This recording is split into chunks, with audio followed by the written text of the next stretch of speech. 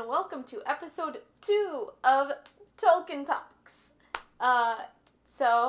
Because it's episode 2, I read chapter 2 of Fellowship of the Ring, and I have to admit to you,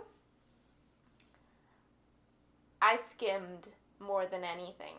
But that's because this chapter was meant kind of to be skimmed. It felt like a history lesson. And with that, let's start with the recap. So chapter 2 of Fellowship of the Ring is called A Shadow of the Past, or The Shadow of the Past. And the shadow is the ring, but could also be perceived as Gandalf, depending on the way you're looking at it, or the Bilbo of it all. Just the fact that Bilbo isn't there is the shadow. I don't know. But basically, to recap what happened, it's about 15 or so years after the party where Bilbo disappeared, and nothing much has changed. There have been murmurings of things happening outside of the Shire, and things have happened. Bad things. There's a sense of foreboding, but nothing real has happened yet. And within the Shire itself, Frodo's living his life, Sam is cutting his hedges, and Gandalf comes over periodically to check on Frodo,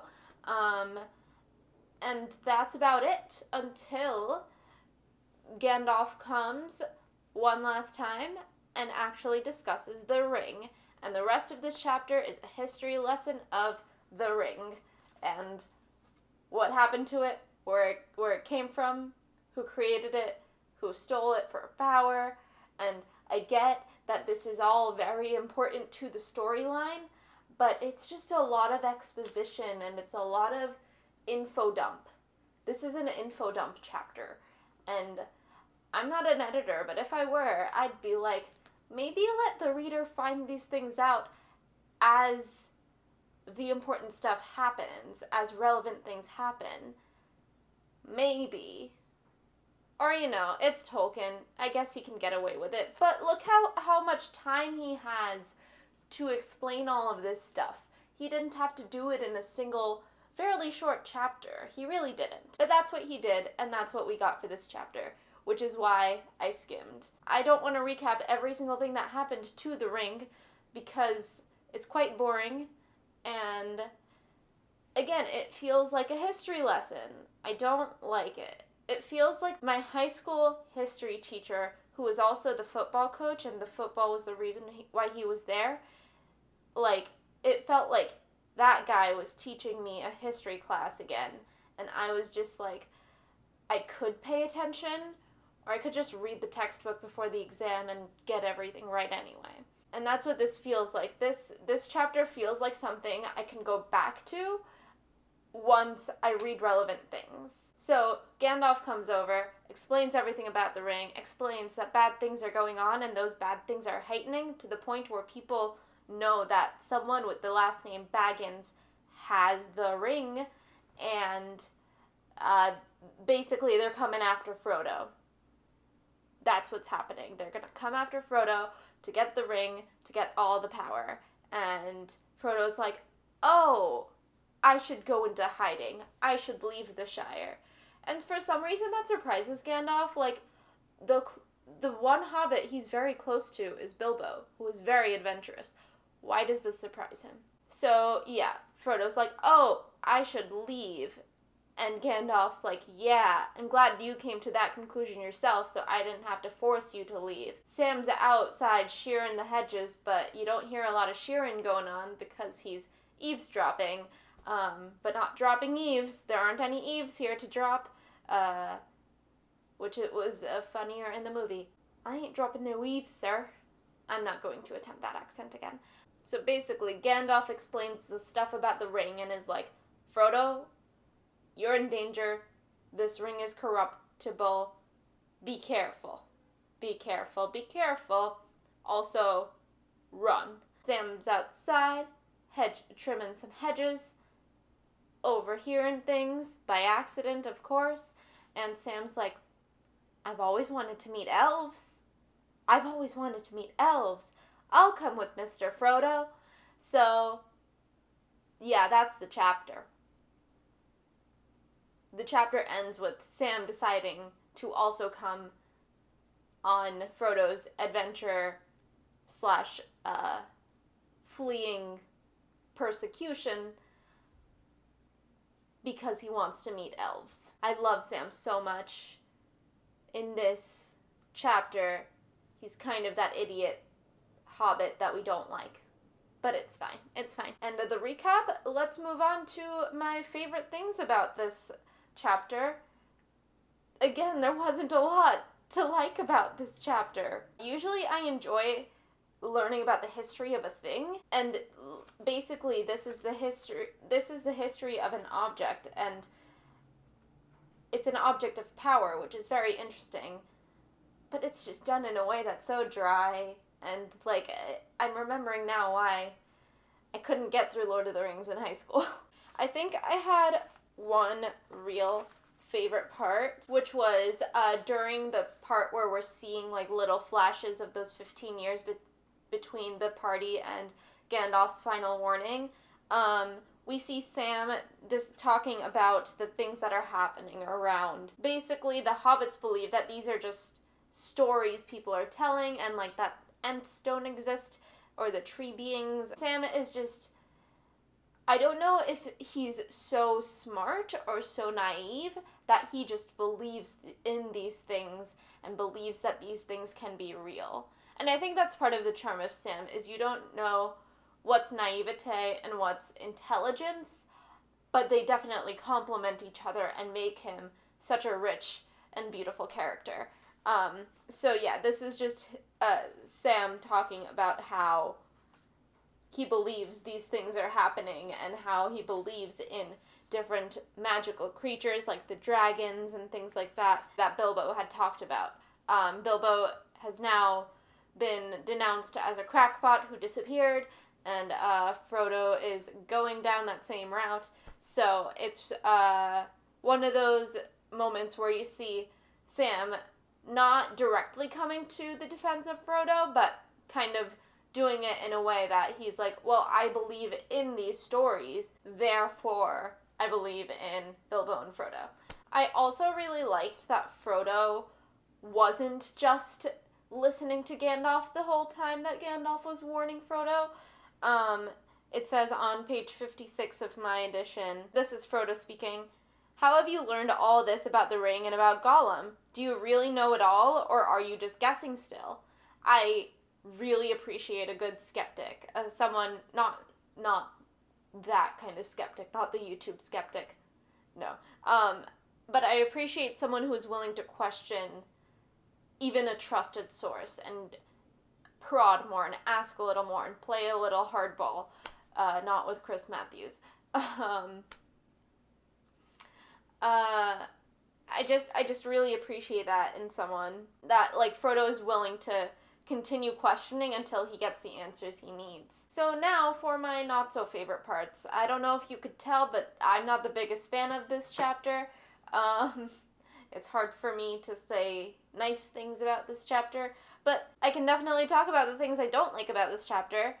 My least favorite thing, as I mentioned before, most of this chapter is exposition of Gandalf explaining a thing to Frodo, and I just got very impatient with it, and I wish that this information could have unfolded in a more graceful way. I understand the need for an info dump in a narrative like this, where you need this information to continue.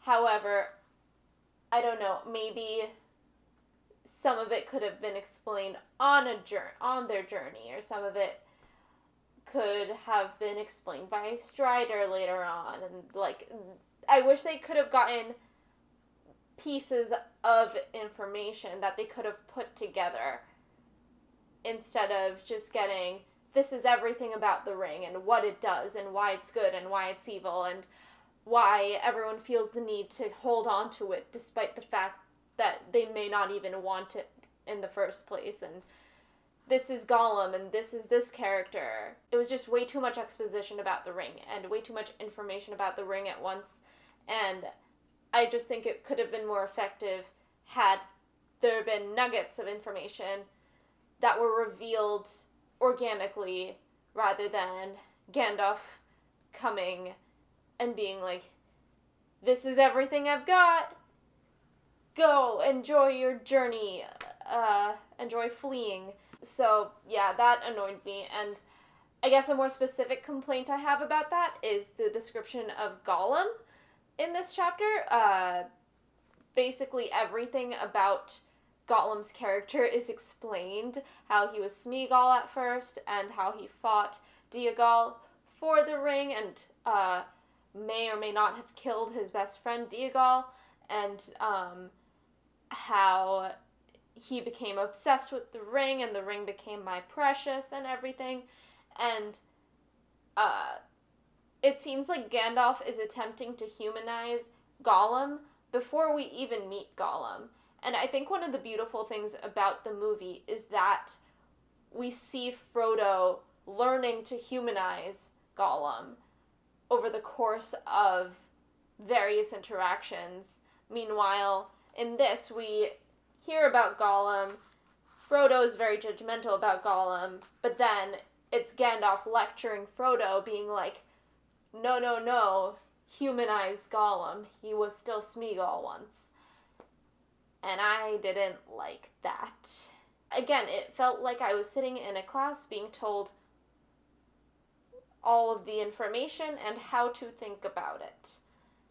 And I wasn't a fan. There's literally dialogue between Smeagol and Diagal in this chapter that is Gandalf recounting this encounter of the discovery of the ring. It's just kind of ridiculous. I kind of wish we heard this from Gollum's mouth, or some version of the way Gollum found the ring from Gollum himself, or something was revealed later on, or maybe Bilbo had heard parts of the story that weren't illuminated right now. I just feel like there was way too much illuminated right now. And we did not need to see the literal dialogue between Diagal and Smeagol yet, because we haven't even met Gollum at all in this book. We haven't seen him. And I understand that this is technically a sequel to The Hobbit, but it's meant to stand alone as its own story, because The Hobbit's meant to be an episodic series of stories for children, while this is a more serious and weighty book. So yeah, I just did not like that. Again, I did not like that. It was much easier last week to talk about the things going on in the chapter, because there was just so much more going on in the chapter. It wasn't just two people sitting and chatting the whole time. There was some sitting and chatting, but we saw different groups of people sitting and chatting. And in this, we do see Sam chatting a little bit with some of the other townsfolk, but not too much. And the only point of that is to show that time has passed. It's not, and to show a little bit of Sam's character. It's not really necessary otherwise. It's not plot moving forward. It was frustrating to be sitting in one place for 15 years and just hearing information after this huge thing had happened the chapter before. But maybe when you're reading it through, unlike me, where I'm reading one chapter every 2 weeks, you kind of need that respite and you need that break from all the action, which is maybe why Tolkien paced it that way. This is me trying to be forgiving of Tolkien for making me read this chapter. I'm trying so hard, guys. I think I've dwelled enough on what I disliked about this chapter, and I think it's time to do a little bit of literary analysis. What do you guys think? And for this chapter, instead of exploring a concept, I thought I would do some close reading. And it was very, very easy to choose what I would close read. It's this. It was the poem about the One Ring to rule them all. It's where the phrase "one ring to rule them all" comes from. And yeah, it's on page 50 of my edition of the book. What I'm going to do is read it out loud first, and then I'm going to do the very like English 101 thing of looking at how Tolkien uses language in it, and then why Tolkien uses those devices of language in the poem. Yeah. So first, let's read aloud the poem. Forgive me if my reading is not good. I'm very bad at reading things out loud. 3 rings for the elven kings under the sky, 7 for the dwarf lords in their halls of stone, 9 for mortal men doomed to die, 1 for the dark lord on his dark throne, in the land of Mordor where shadows lie, 1 ring to rule them all, 1 ring to find them, 1 ring to bring them all and in the darkness find them, in the land of Mordor where the shadows lie. 3 rings for the elven kings under the sky, 7 for the dwarf lords in their halls of stone, 9 for the mortal men doomed to die, 1 for the dark lord on his dark throne, in the land of Mordor where the shadows lie. 1 ring to rule them all, 1 ring to find them, 1 ring to bring them all, and in the darkness find them, in the land of Mordor where the shadows lie. So the first thing that pops out to me when looking at this as a poem and doing some literary analysis is that there's a rhyme scheme. Every other line rhymes in the first half, and then in the second half, every half line rhymes. Although, 1 ring to rule them all, 1 ring to find them is 1 line in the poem. And then 1 ring to bring them all, and in the darkness find them. So that feels like a heroic couplet almost. I'm not 100% sure on the meter of a heroic couplet, so fact check me, other English majors out there. But yeah, so the first thing that pops out is the rhyme scheme, and it makes sense to have a rhyme scheme because it is a verse commonly known in Elven lore. What I do find interesting is that this is considered a translated text of the Elvish, or of Elven language. So it's interesting that it retained the rhyme scheme and the meter that it does, because there is still a meter, especially in the last few lines, like 1 ring to rule them all, 1 ring to find them, 1 ring to bring them all, and in darkness blind them.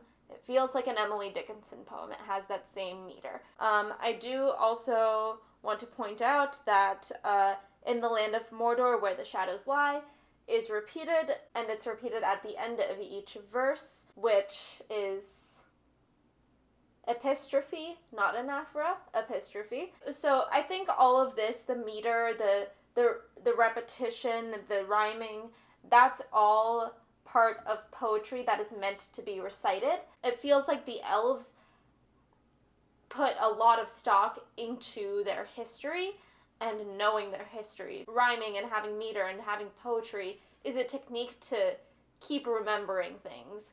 We remember folk songs from back in the day in America because they're so memorable, because songs and rhymes and verses stick in your head. Like, I can recite "Hope is the thing with feathers that perches in the storm and sings the tune without the words and never stops at all," because it has that sing-songy tone to it. So I think it is revealing that of the elves and what their priorities are, and that they have such long memories of their history and of the ring, and it also shows that the elves put a lot of stock into the ring and the lore of the ring, which is why, despite the fact that I think this chapter is very, very dry, it's an important chapter. I do find it interesting, the amounts used. So the first 3 lines start with a number of rings. So first it's 3 rings for the elven kings, 7 for the dwarves, and 9 for mortal men doomed to die. It doesn't escape me that these are all odd numbers, as well as, 9 isn't a prime number, but 3 and 7 are prime numbers as well. I I do find it interesting that odd numbers are used and that 7 is considered a lucky number. 3 is considered a magic number. Yes, like the song, but also the next chapter is called 3 is company, so it's considered a good number, and 9 is divisible by 3. It is 3 squared, so I think there is something to those numbers. I'm not sure what yet, aside from the fact that there were 3 elven kings, 7 dwarf lords, and 9 mortal men. I do think it's interesting that the men are described as mortal men, while the elves and the dwarves, it's actually, they're actually the kings and the lords, and their descriptor is elven and dwarf. Meanwhile, the mortal men are simply men that are mortal, instead of kings that are dwarves, or kings that are elves, and lords that are dwarves. I think it's interesting what the qualifier is versus what the title is. I don't know enough about I know that Tolkien created this fantasy world that many other people play in now as well, but I feel like I don't know enough about why the men are mortal versus the dwarves. Although I do think it's I do think these numbers may be in order of importance. For example, the One Ring is the one that rules them all, and there's only one of them, while there are 9 rings for the mortal men who are going to die, and we all know they're going to die. They're doomed to die. Therefore, the men are the least important, so their power is spread over 9 rings, while the Elven Kings only have 3 rings that their power is spread over, so the power is more concentrated, and the Dwarf Lords are kind of in the middle with the 7 rings, but they are still Dwarf Lords, therefore they do have a little more power than the men do. I think that's interesting. I don't know where that's going to take us within the story. And it's a little bit difficult doing literary analysis on a piece of poetry that is a part of a larger story, because so much of this poem relies on the context of the rest of the story. It's difficult for me to take this out and view it as its own work. So it's a tough exercise, but it's fun. So I mostly focused on the first half of this verse, but the second half, 1 ring to rule them all, 1 ring to find them, 1 ring to bring them all, and in the darkness bind them, in the land of Mordor where the shadows lie. So I think the one line that stood out to me, or the one piece that stood out to me was 1 ring to find them, 1 ring to bring them all, and in the darkness bind them. All of that is almost foreshadowing of what happens in the Fellowship of the Ring. So 1 ring to find them. This ring found Frodo, which Gandalf alludes to, because the ring came to Bilbo and then came to Frodo, almost. And the ring seems to have some sort of sentience where it knows what it wants in an owner. And it wants Frodo right now, and it wants Frodo's strength and character right now. So the One Ring is able to find these people and bring them together, bind them in the darkness, which we see there's so much darkness in the Fellowship of the Ring. Once all of these characters come together, there's so much death, but it does bind them, and it does create a brotherhood. So I find that compelling, but again, I am taking a lot from what I know of this text, the rest of the text already. Another thing that when I was first reading this piece reminded me of was Election Day is tomorrow as of filming this, so I'm thinking a lot about American politics, and it kind of feels like checks and balances, where the One Ring is the executive branch and has the most power over everything, but there are other rings and other pieces of power that other people can use to tamp down the power of the One Ring if used in the correct way, which is my way of saying go vote. I think the amount of rings both indicate the importance of the branch of species, like the 9 rings of the men indicate the importance of the men is dissipated versus the importance of the elven kings who have more power, like the Senate and the House. Each individual member of House has less power than each individual member of the Senate. However, they're both very important in order to keep the One Ring, or the executive branch, in line. So when the One Ring becomes the judge, the jury, and the executor,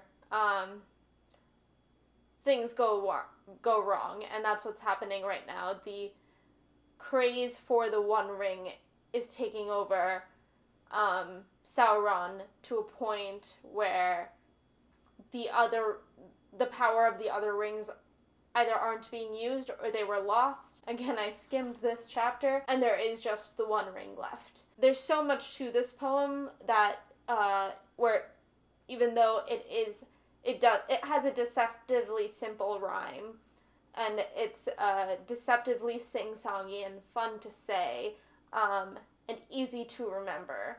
But there's a lot to it, which is very interesting, and I think that's what Tolkien does really well. So yeah, that was a little bit of on-the-fly, unscripted literary analysis.